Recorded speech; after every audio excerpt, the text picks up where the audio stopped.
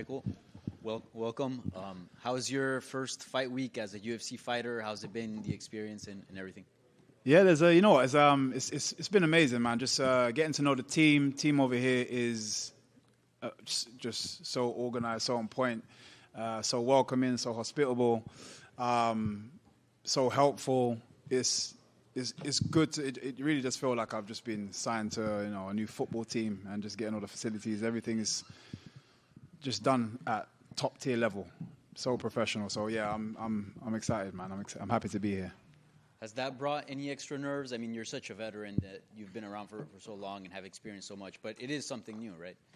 Yeah, it's a new experience, but I embrace new experiences. I always say I love being a student and learning new things, and so that's how I feel. It just feels like I'm just experiencing new things. I'm just soaking it all in, and come Saturday, I get to release all that energy. And you've talked about how being in the UFC was a dream of yours for quite some time. So I'm sure that you daydreamed a lot of one day transitioning and joining the UFC. When you who did you envision yourself fighting? Is Kevin Holland the guy that was on your radar and somebody you wanted to fight? Nah, not really. As in, like, at that point, it was just a case of just being here. You know, when you're visualizing it, when you're visualizing being in the cage, it's more just me, the crowd, what I'm doing, my finishes and how my entrances and all that kind of stuff. The opponent doesn't mean anything because all I'm trying to do is manifest all the good points of it, and whoever get kicked in the face on the way, it doesn't matter. And what are your goals joining this promotion? Is it the belt? Is it just having fun, super fights? What is your goal now that you're in the UFC? I don't do things just to make up numbers. So we're here for the belt. I'm here to get the bling. So getting to the top is key, which is why I start with somebody or the likes of Kevin Holland. It needs to be that type of challenge. There's no point. I don't have time to be trying to build myself up, and I don't need to. And that was a conversation I had, with the UFC. They were, equally in agreement of that, and I think they've shown their intentions by giving me Kevin Holland first. Lastly, what does the path to the title look like for you? A big, entertaining knockout, and maybe another spectacular knockout, and then the belt. Michael, Kevin's known as a bit of a showman, as are you. In a way, is this sort of the perfect starting platform for you, right? If you go in there and he talks a bit of shit to you and you can talk some shit back, get the knockout, that propels you in a way that, like, Michael Chandler got propelled by Dan Hooker. Are you sort of looking at this like that?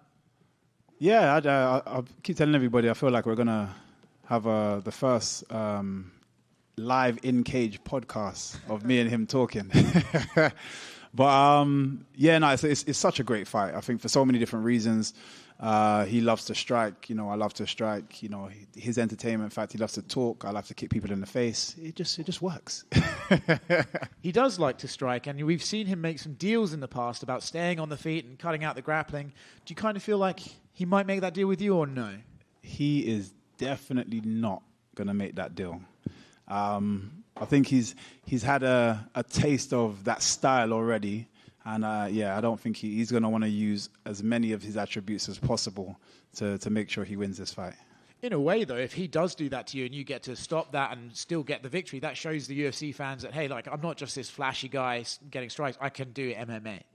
No, of course. And but the thing is, for me, I don't, and I've never cared to prove anything to anybody.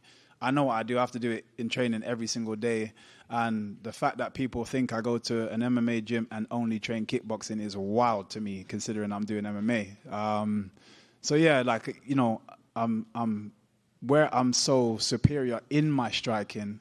It does feel like everything else is miles behind, but it's slowly catching up. Last one for me, for the people who might not know, how big would you versus Leon Edwards, English versus English, be for the world title? Stadium type big. This is what I mean, and it's just so good for the UK. It's so good for inspiring more talented fighters in future coming from that side of the world.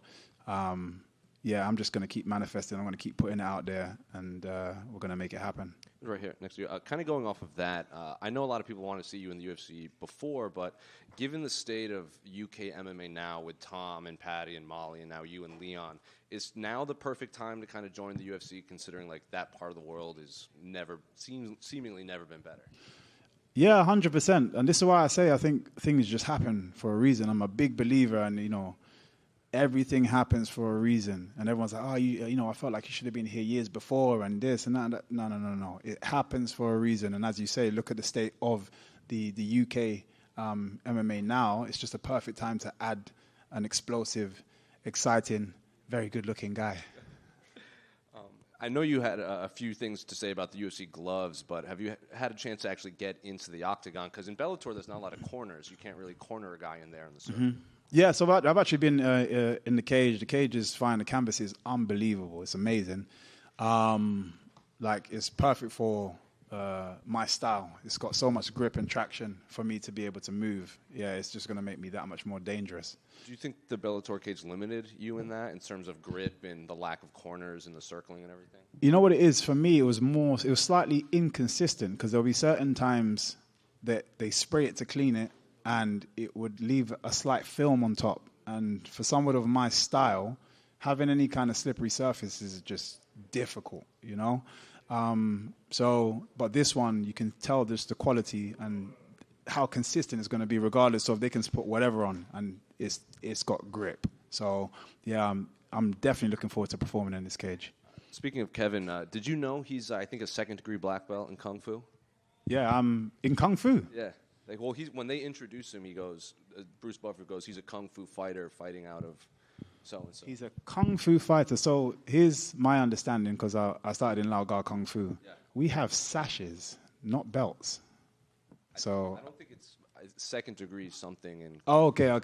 Because if he said that, then he's lying to you. This is someone else saying. Okay. He does have a background in Kung Fu. Okay, no, that's cool, man. It's good to see two Kung Fu, opponents kind of collide.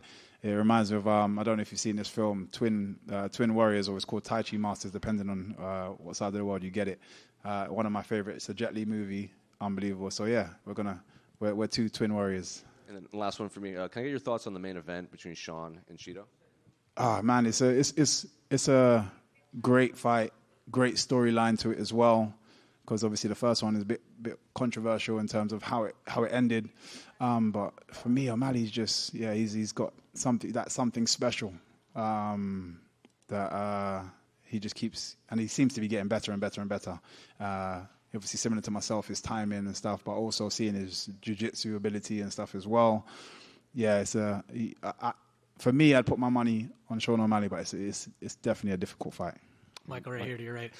When we first learned about this fight, it actually popped up, I think, on the War Room in one of Dana White's videos, and it had a Toronto date in January. Was that ever a date that was offered to you, or was it always March? Yeah, it was never a thing. It was weird. I'm sure it was the Nelk Boys or something that it was in their route. I don't know, but even when I went back to see that clip, I don't know how somebody even managed to pause it on that. I was trying so hard to see that. That was on there for less than 0.5 of a second. Like, how did people spend time? Yeah, so I don't know how they even found that, but yeah, it was never really a thing. I think they were just kind of putting, super matchups on the board, and somebody happened to see it.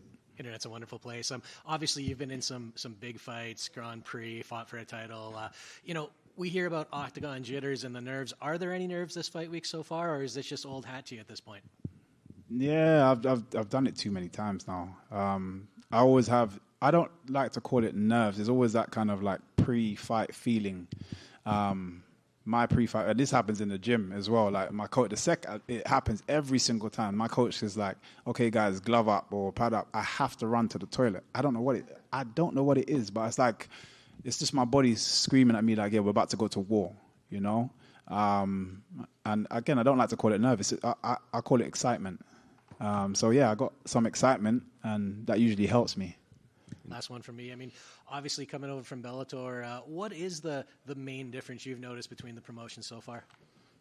Organization, structure, people on the floor, just professionalism. It definitely feels like I've stepped up a league, and we're not talking in terms of opponent here or caliber of fighter, because for me, mixed martial arts is a sport, and I've fought so many guys in the UFC and so many guys outside the UFC, and the standard is the same. It depends on the practitioner. It's more about what's happening out there. The guys are so on it, so helpful. Seriously, that's for me is the key thing. Even just having to make weight and these guys sorting out your foods and your nutrition, and just it's just so helpful. And I'm so used to having to organize all that kind of stuff myself. Not having to think about that kind of thing, it really does play a massive part in your experience coming into a fight. And Michael, right here. I think one of the unique things about you, covering you through your Bellator years, was you would always mention how one day you would go to the UFC. Like, you didn't hide that. You didn't give politically correct answers. I guess, why did you manifest that so early on? And I guess, why did you see yourself, no matter what happened, ending up here? It was, I guess, for me, it's because it was my intention at the start. So it wasn't something that I've ever lost sight of. I was a typical fan before, so I only knew UFC. You know, I was probably the guy that would probably ask you the question, "Do you do UFC?" You know, at the time. So going into mixed martial arts was me wanting to go to UFC, to the point where I was considering moving to America, because at the time I was like, well, the only way I'd be able to be good or even learn mixed martial arts is that I'd have to move to the States. You know, this is just me being clueless, that not knowing that there is mixed martial arts everywhere. Until I came across my gym, London Shoot Fighters, and then, just fell in love with the team there, the guys, the coaches there, and then kind of started my journey from there. But I think I've just never lost sight of wanting to eventually come here at some point, just because it was my original goal. So yeah, I think that's why I just want to manifest what got me started in the first place. Michael, over here. Obviously, you mentioned that this is a dream come true for you. So how and when did those conversations start with the promotion, and when did you really, have it sink in that, hey, I'm about to go make my UFC debut? So interestingly enough, actually, I think their first reach out, which was kind of a mistake on their part, because it kind of showed their interest. Basically, when I did my bare knuckle fight and I announced that I'm doing my bare knuckle fight, people started reaching out like, oh, does that mean he's a free agent? And obviously the UFC reached out like, is he a free agent? And we're like, oh, so somebody's interested, huh? So obviously that was them initially, and it was like, oh, no, still with Bellator, got X amount of fight, but I've got this amount of time left, and then we can speak thereafter. And then the conversation just remained open, if you know what I mean. So, so we kind of started from there, and then it's weird. It was a bit of a longer process in the beginning, and then it just sped up right towards the end, to the point where we even just the announcement of the fight, we hadn't even confirmed everything. I want to say that three days before. So yeah, it's been a crazy ride, a roller coaster ride. Hi, Michael. Greetings for Ecuador. Do you think winning this fight will put you in the ranking a possible title career? Sorry, say the last bit again. Do you think winning this fight will put you in the ranking and a possible title career match? Okay. Yeah, 100%. I think the reason, like I said, the reason why I've even got a fighter of this standard, at this level, is because of their intentions is aligned with mine of wanting me to be at the top. I think, I always say, I think the added value that I think I bring is that I'm very capable of marketing myself without anybody. I'm very good at marketing. I'm very aware of how to utilize certain spaces to help market myself. And I think they understand me with a title and my brain and how to market as well. It's great for everybody, all parties involved. So yeah, definitely, this win will put me up there. How you doing? You all right? Good. I just wanted to get your thoughts on Ian Gary, because in the last media day, he gave a prediction to the fight and basically said you got no chance against Kevin Holland. So I just wanted... Yeah, I think everyone's entitled to their opinions. I never like to need to crush anybody for their opinion. He's allowed to share his thoughts because he's doing it at the top level now. I also think that's a little bit of worry. I think that's a little bit of, I hope he gets crushed, because it means then I'm not in line for anything. Because, you know, me winning means I'm potentially in line to have to do it. And now I can't be like, oh, no, there's other reasons why I can't fight him. So you're going to find a lot of people wishing for my downfall that are in the division simply because they don't want to cross me. And they know what that's going to mean. So, yeah, that's how I see it. I don't need to tear him down for anything.